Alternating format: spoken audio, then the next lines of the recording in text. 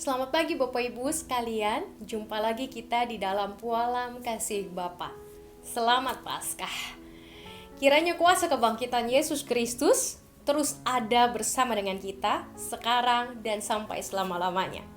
Hari ini kita masih kembali akan membahas kuasa kebangkitan Kristus dan apa yang membuat nama Yesus itu betul-betul menjadi nama di atas segala nama. Mari kita membaca satu bagian firman Tuhan dari 1 Petrus 5 ayatnya yang ke-6. Mengatakan demikian. Karena itu rendahkanlah dirimu di bawah tangan Tuhan yang kuat, supaya kamu ditinggikannya pada waktunya. Saya akan membacakannya sekali lagi. Karena itu rendahkanlah dirimu di bawah tangan Tuhan yang kuat, supaya kamu ditinggikannya pada waktunya. Di dalam sebuah refleksi saya, di dalam doa saya pernah bertanya sama Tuhan, Tuhan, kenapa Engkau memilih jalan yang sulit?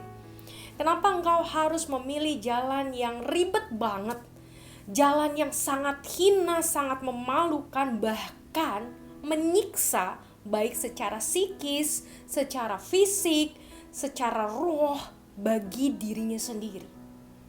Yesus mengalami tekanan yang luar biasa di dalam dunia dari sejak ia datang ke dunia sampai dia menghembuskan nafas terakhir.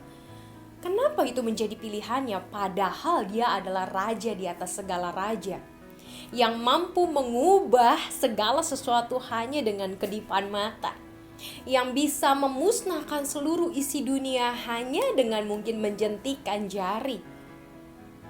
Dan mungkin hanya dengan kata, segala dunia dan isinya ini bisa diperbaharui olehnya. Tapi kenapa dia harus turun ke dunia dan mengambil jalan yang sangat-sangat sukar dan memalukan bagi mata dunia? Jawabannya cuma satu. Karena Yesus memilih apa yang seharusnya dipilih kita sebagai manusia, yaitu memikirkan apa yang baik dan benar untuk kita lakukan, untuk kita katakan, untuk kita wujudkan di dalam seluruh kehidupan kita sebagai manusia. Sementara banyak orang memikirkan nama baik, Yesus memikirkan perbuatan baik. Nama baik dan perbuatan baik adalah sesuatu yang berbeda. Ketika kita berfokus pada nama baik, kita akan memikirkan apa kata orang tentang tindakan kita. Ketika kita berfokus pada apa ya nanti kata orang kalau saya melakukan ini dan melakukan itu, bagaimana nama baik saya, posisi saya sebagai guru di antara murid-murid saya, bagaimana posisi saya nanti kata orang saya adalah orang yang penakut, saya ini tidak berani, saya tidak bisa melakukan perubahan dan lain sebagainya. Karena banyak orang yang melihat Yesus dari sudut pandang yang keliru. Banyak orang melihat Yesus dan mengecilkan apa yang dilakukan Yesus. Bahkan banyak orang yang melihat Yesus lalu membenci Yesus. Manusia tidak suka dibenci. Manusia ingin diterima. Tapi bagi Yesus yang penting adalah ketika dia melakukan apa yang diterima oleh Bapanya di sorga. Andai kata itu tidak diterima oleh manusia, dia tidak terlalu ambil pusing. Walaupun dia juga menggunakan hikmat yang luar biasa untuk mengajar, sehingga begitu banyak manusia terinspirasi oleh apa yang diajarkannya, diperbuatnya, dan ditunjukkannya lewat seluruh hidupnya sebagai sebuah integritas. Ketika Yesus bangkit, apa kata orang? Ketika ada orang yang memikirkan bahwa Yesus hanyalah manusia biasa, ketika ada orang yang juga mungkin memikirkan bahwa Yesus hanya pintar berbicara, ketika ada orang yang melihat Yesus sebagai sosok yang penakut, gak berani melawan pemerintahan Roma padahal dia punya kuasa, sebagai seorang pengecut dan lain sebagainya, kebangkitan Yesus mengubah segala sesuatu. Dan kebangkitan Yesus adalah kasih karunia Allah Bapa. Itulah perbuatan Allah Bapa. Disitulah ayat yang hari ini kita baca berbunyi dengan jelas. Rendahkanlah dirimu di bawah tangan Tuhan yang kuat supaya kamu ditinggikan pada waktunya.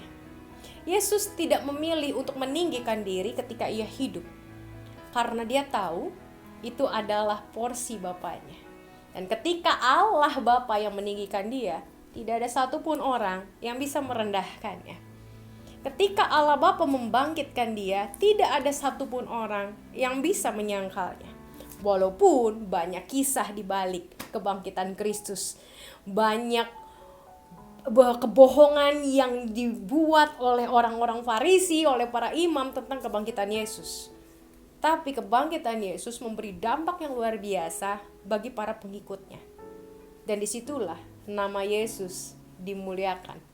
Bahkan selama ribuan tahun, Tuhan meninggikan Yesus di antara semua bangsa.